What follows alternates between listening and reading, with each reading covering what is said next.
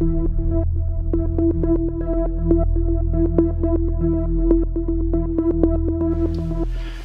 I'm Bobby. And I'm Tyler. And we are in Iceland, Reykjavik, Iceland. And we have a question that we're trying to get the answers to, and that is, how does the Earth's fiery core shape Iceland? As Tyler and I have been walking around the city of Reykjavik, we have noticed from the outside that there are tons of windows cracked open to let cool air in on homes, on businesses, even doors that were cracked open slightly, and they'd have the chain across the door from the inside so that nobody could just open it, but it was cracked open to let cool air in because there's such an abundance of heat here through geothermal waters going through radiators like this. And another day-to-day way that we notice the geothermal presence in Iceland is through even just the tap water here.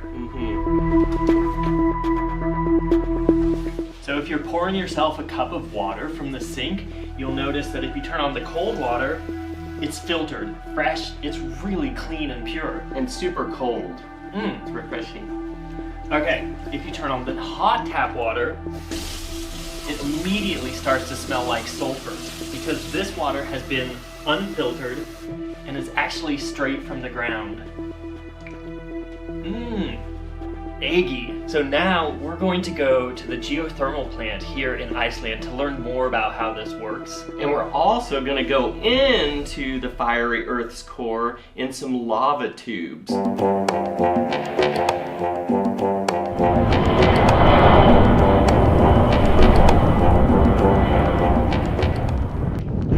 We are here. We've just got off our tour bus at our first stop at the lava caves. Wow, we have entered a wind snowstorm. Pretty exciting. We're gonna go inside first and then we're gonna go underground. Okay. So let's do it.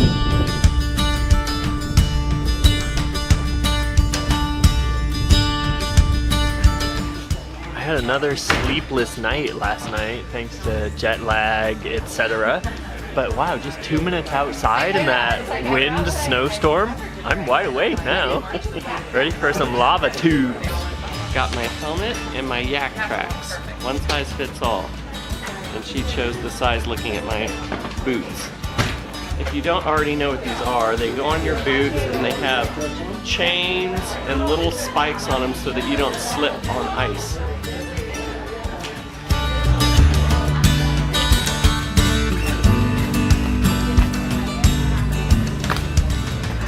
Hey, snug.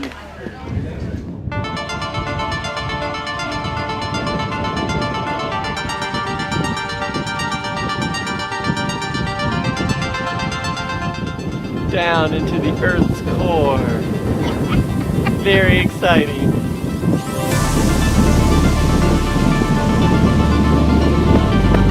Wow.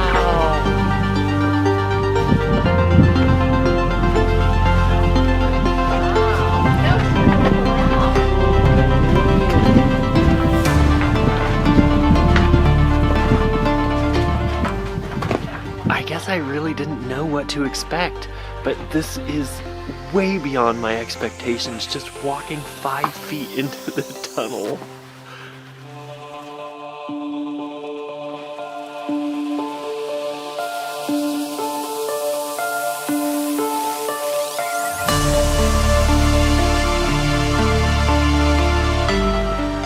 There's the most beautiful green moss growing all over the lava walls.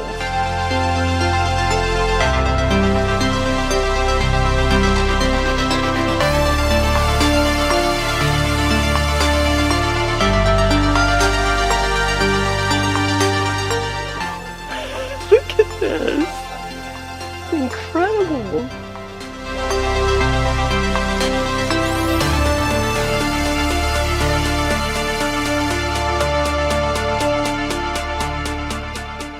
We're literally tracing the path of the lava like it's some big hot monster that has burrowed through the earth. And we're finding its origins and its history. This is all coming from a volcano that is around 10 kilometers that way. So all of this lava that you see all around you here, this is coming from that volcano here, and this is essentially all the same type of lava.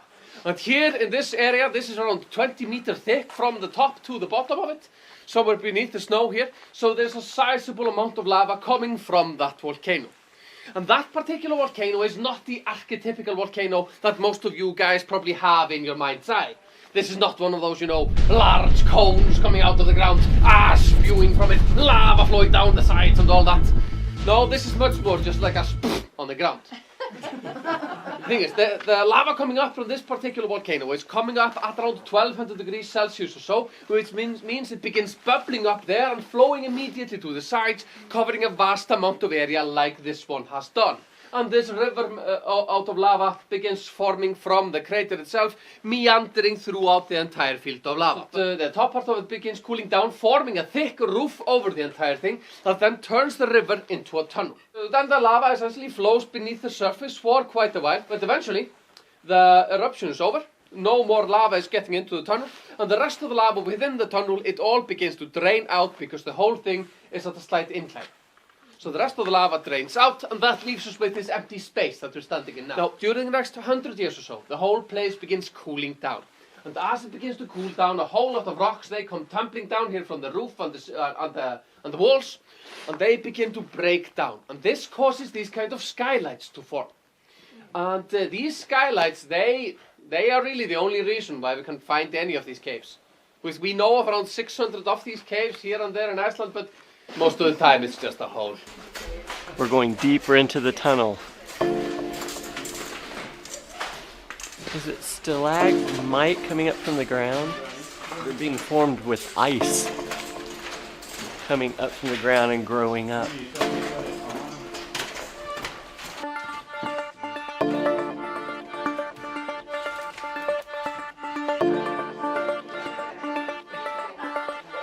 Here is the redness of the roof. Now the red color here from the roof is stemming from the iron inside the rocks.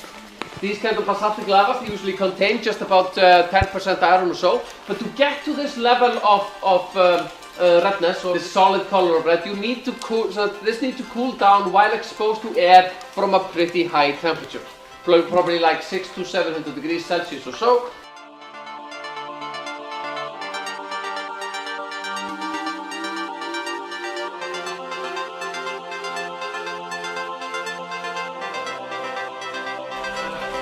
Right now we're about 8 meters below the surface of the Earth, and it's actually about 4 degrees Celsius, so it's warmer down here than it is on the surface right now. There we are.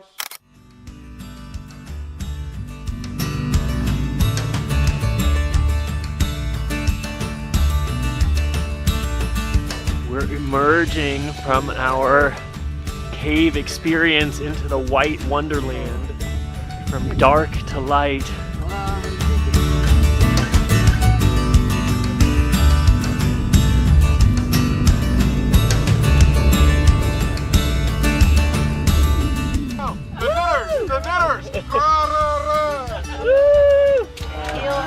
We just caught the tail end of the knitting cheer after having completed our cave adventure. Mexican cheer. Mexican knitting cheer? No, not just Mexican cheer. I could have sworn I heard knitting in there. It's for knitting, right? hiking, snowboarding, just all purpose. All purpose. Okay. Mexican cheer. All purpose Mexican cheer. I should have put some Baileys in this coffee.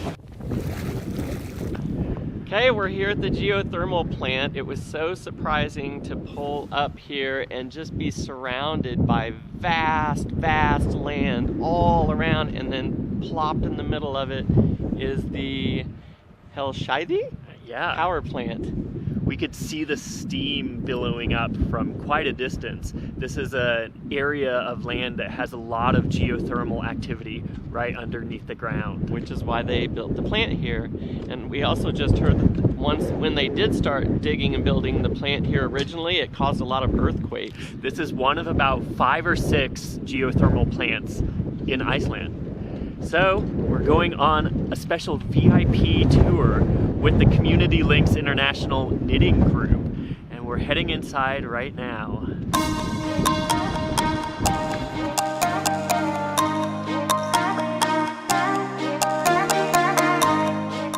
I've never been to a power plant before, but just walking in the front door here, this one ranks pretty high on the swanky level. Very nice inside. A slight detour on our power plant tour includes some sparkling refreshments like champagne and beer. Coffee. And coffee. Yeah. Donuts. Oh my gosh, this is incredible. Like a very, very bready, dense donut. Tyler's gonna love it.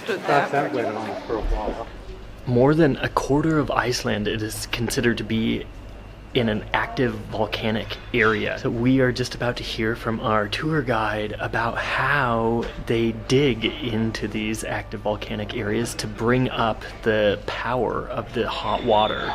And in this power plant here, we are producing both hot water and electricity. For geothermal power plants, you need some kind of heat in the earth. Underneath here, there's some kind of magma, or probably a magma chamber. It's heating up groundwater that is flowing here through the area. And if the water flows deep enough, it gets close to the magma. The water that is around 200, 300 degrees Celsius. That's around 400, 600 degrees Fahrenheit or so. So this water will actually become quite dirty, start to dissolve the rock around itself. But you can only find geothermal fluids or water at these high temperatures if it's underneath a lot of pressure.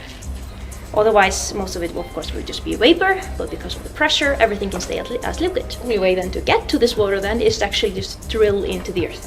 And all of those holes are around 2-3 kilometers. That's also around 1.2, 1.8 miles or so. But once we've gone that distance into the earth, the pressure that is down there is actually so high that we don't need to pump any of the water up because it all shoots up to the surface. We will have then a mixture of water and steam actually coming out of the borehole. It's really important to get both water and steam because we use both of that, but it's for two different things. We just use simple physics to separate the water and the steam.